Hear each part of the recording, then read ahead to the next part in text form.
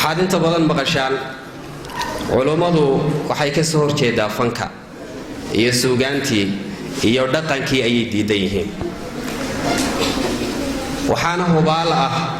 waqtiyadan dambe meelaha ummadda dhaqan xumada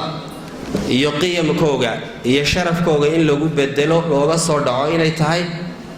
waxyaabaha lagu tilmaamo dhaqanka xarumaha dhaqanku waxay noqdeen xarumaha dhaqan bixiska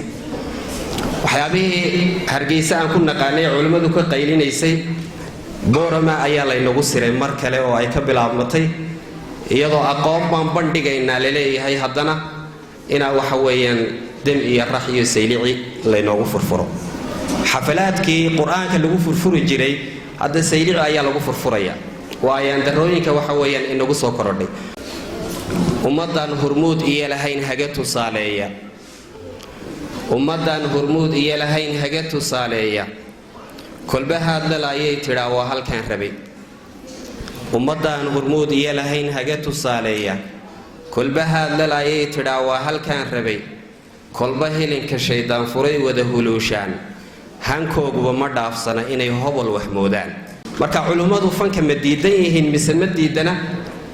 waxaan leenahay culimadu fanka duuduub uma diidin laakiin waxay rabaan fan dabran oo qiyam iyo sharaf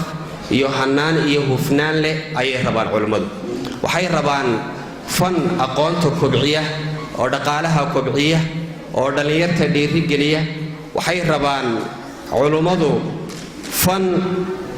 sooc iyo suubanaan leh ayay rabaan waxay rabaan culimadu fanka taariikhda lagu weeleeyo sida suugaantu waxay noo weelaysaa waa taariikh weyn fanka taariikhda lagu weeleeyo ee lagu tusaaleeyo fanka ilbaxnimada iyo dhaqaalaha ayay rabaan fanka la diidan yahay haddaba waa maxay